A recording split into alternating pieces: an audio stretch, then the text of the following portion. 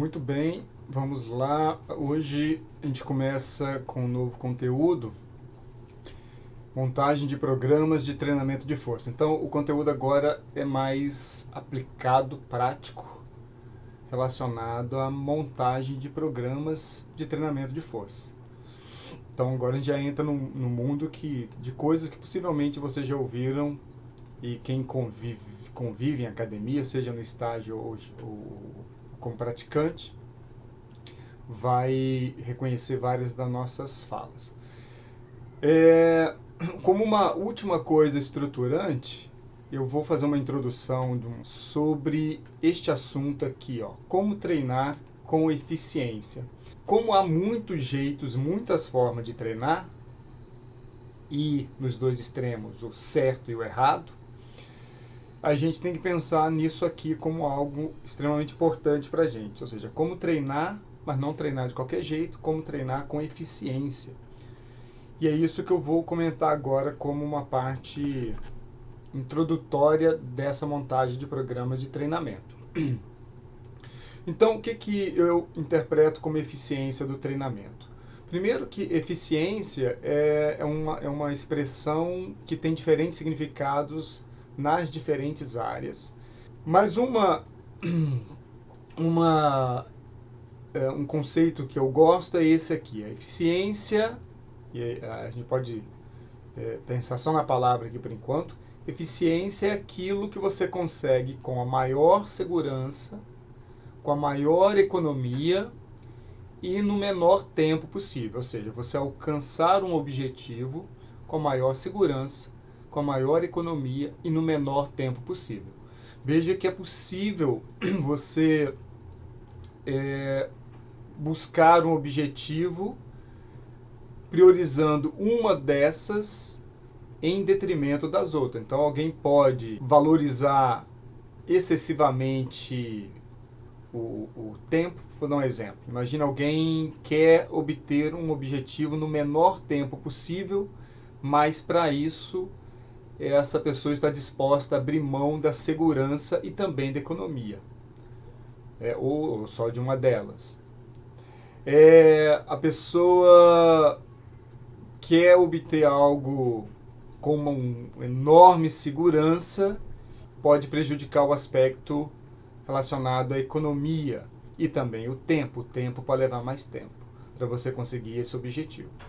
Então, o ideal é um treinamento que eu consiga um bom gerenciamento, um bom equilíbrio entre essas coisas, segurança, economia e tempo, embora aqui também há coisas que são importantes. Por exemplo, eu posso não buscar exatamente um equilíbrio perfeito dessas coisas, mas valorizar mais um. Eu, por exemplo, dou muita ênfase, tenho muita preocupação com esse aspecto aqui, ó, a segurança. Então, em favor da segurança, eu estou disposto a levar mais tempo em favor da segurança. Então, são coisas que vai depender da sua interpretação. Particularmente para mim, a coisa mais importante no treinamento é a segurança, é a pessoa não se machucar, não se lesionar, não criar uma condição debilitante nessa pessoa que possa prejudicar outros aspectos da vida. Então isso para mim é muito importante. Mas eu sei de muita gente que abre mão completamente disso, seja de forma intencional ou por ignorar, em favor disso. Há muita gente que gasta, por exemplo, muito mais dinheiro do que precisaria para chegar no objetivo sem que não precisaria disso. Tá? Então, vamos lá. Pensando nessa eficiência do treinamento, só para a gente ficar para tentar dar para que vocês possam enxergar o que eu quero dizer. Vamos imaginar a seguinte situação. Vamos, até para facilitar a comparação, imagine irmãos gêmeos univitelinos, monozigóticos, e um deles, e aí você tem um objetivo de alcançar, vamos imaginar, um dado percentual de hipertrofia em 6 meses. Mas nesses 6 meses, eles até conseguiram, imagine que eles conseguiram chegar a esse objetivo de hipertrofia, só que um deles teve 3, 4, 5 lesões no meio do caminho, porque trabalhou muito no limite do corpo, ou de forma com técnicas inapropriadas, ou exagerando em algum aspecto, ou não permitindo uma recuperação plena do corpo. Enfim, uma dessas pessoas teve algumas lesões, e essas lesões, além do fator particular, ou seja, a lesão em si para a pessoa já é algo muito desagradável, mas imagine que essa lesão levou essa pessoa a ter problemas em cumprir objetivos no trabalho, pessoais, outras responsabilidades. Então, se eles chegam no mesmo objetivo e uma pessoa se lesionou mais, e essas lesões ainda, além de tudo, impactam em outros aspectos da vida, eu posso entender que o treinamento foi mais eficiente para quem não teve nenhuma lesão. Agora vamos imaginar que os dois cumpriram um protocolo similar, seguro, só que um dos dois, resolveu comprar 1 milhão de coisas em suplementos, desses que a maior parte não funciona para nada. Dos suplementos, a maioria só serve para enriquecer algumas pessoas. Mas a pessoa gastou então uma fortuna com supostos suplementos que não dão em nada, e a outra pessoa se alimentou bem apenas e chegaram ao mesmo objetivo, mas uma delas, portanto, gastou muita grana. Qual treino foi mais eficiente? Quem conseguiu chegar no objetivo e teve um resultado mais econômico, né? Gastou muito menos.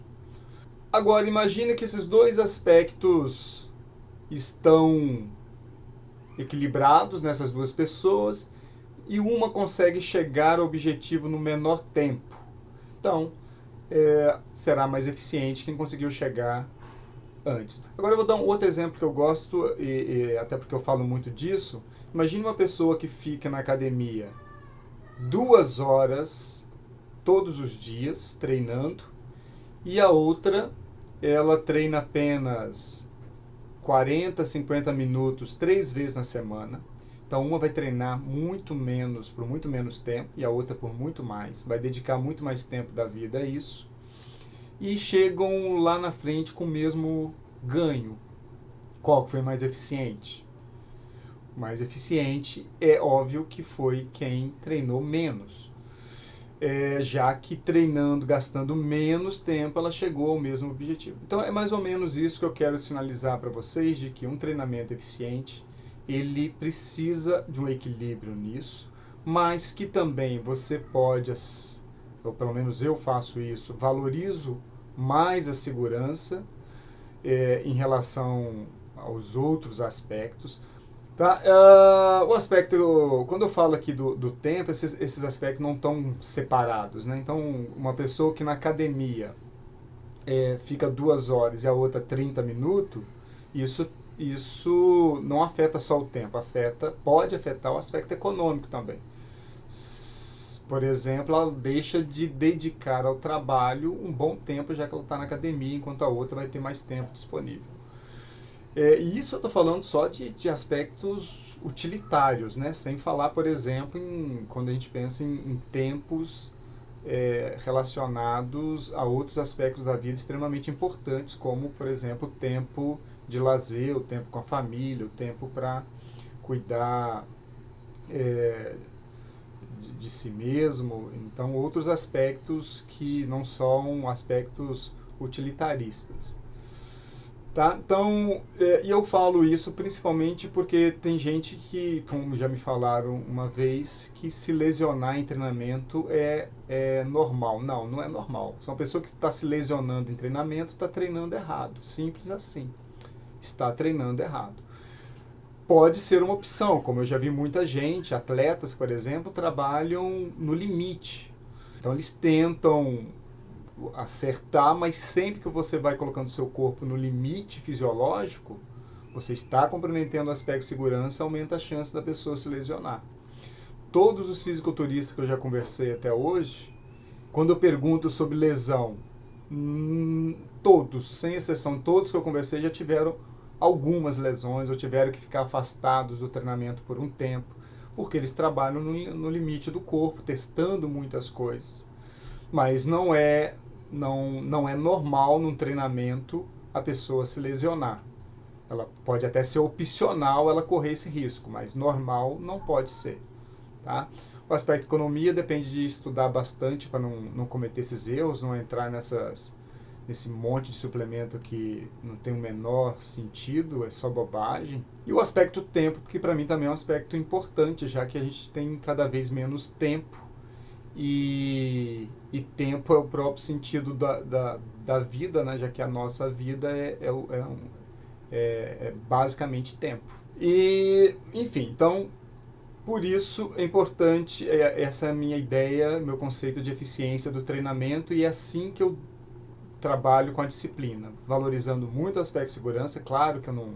e o tempo também, e claro que eu não abro mão de ser na menor economia. Então eu busco esse equilíbrio, né, e não costumo abrir mão de jeito nenhum disso. Mas, por exemplo, uma pessoa que fala para você que ela não tem qualquer problema relacionado ao fator economia ou tempo, você fica mais tranquilo em relação a isso, né? Agora, em relação a isso, não dá para abrir mão.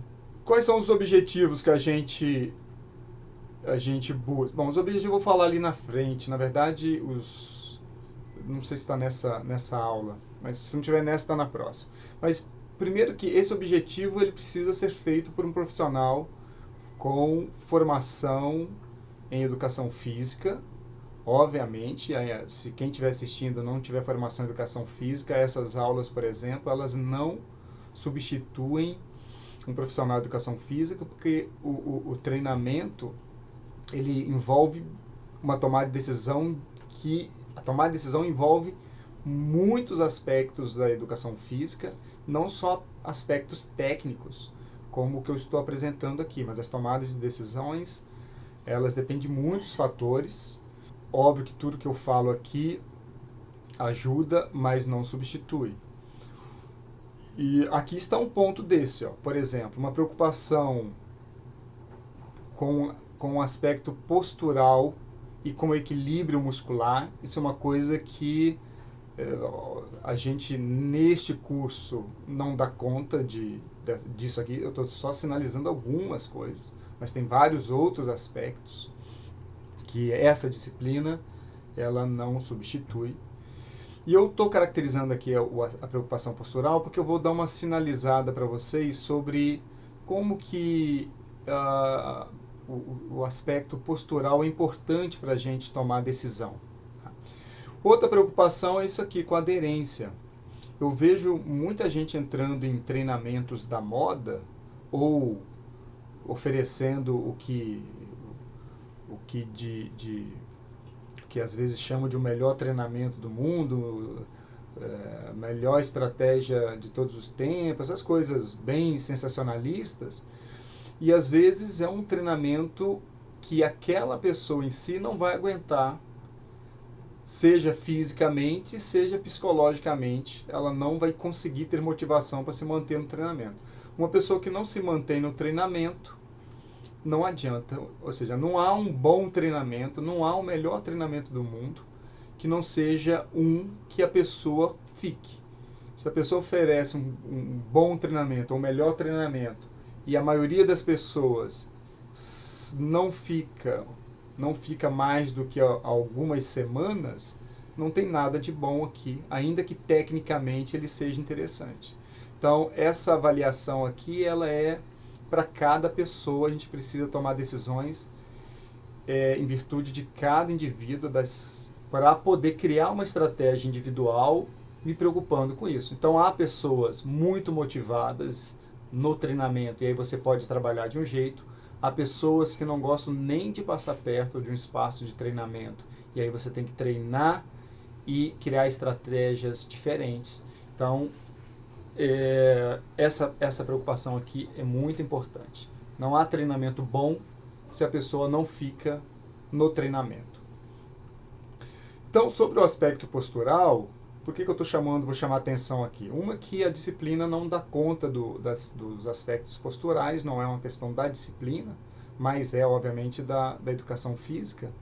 E para você que está fazendo a disciplina, vale muito a pena entender mais sobre questões relacionadas a aspectos posturais. Tanto postura estática, como também avaliação postural dinâmica. Por que o aspecto postural é muito importante? Vamos lá. Primeiro, a coisa que seria ideal para a gente é se a gente conseguisse medir com precisão como que está isso aqui, ó, o equilíbrio muscular das forças, as forças musculares, como que está, se esse músculo está alongado demais ou encurtado, se ele está fraco ou forte.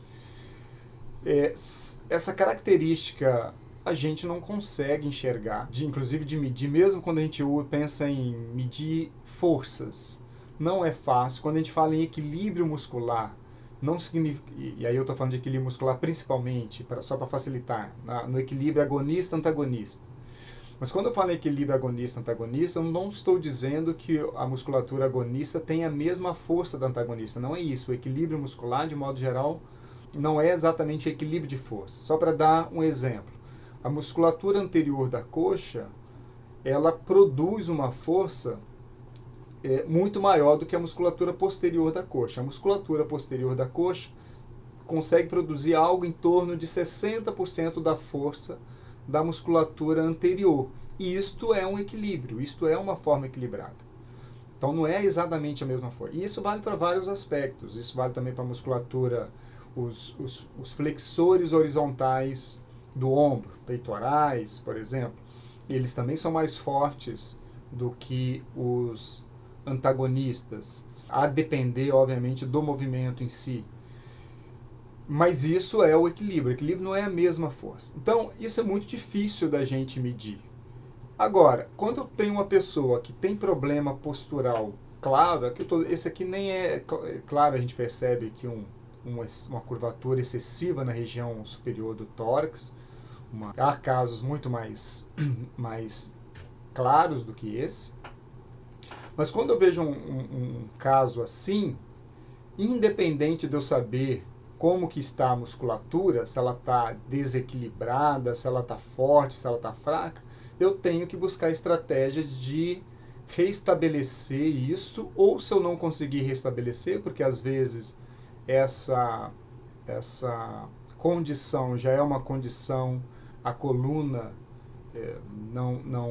não vai ceder mais, mas ainda assim eu preciso treinar e trabalhar para que a coisa não avance. Isso tem um aspecto tanto estético como relacionado à saúde. Uma pessoa que vai ficando muito curvada e com os peitorais muito adentrados aqui, puxando para dentro, ela vai ter uma compressão da caixa torácica e isso pode causar prejuízos mais para frente na vida, prejuízos na condição respiratória, que podem causar uma condição clínica, no mínimo, que te atrapalhe no dia a dia, no mínimo, para ficar só no mínimo.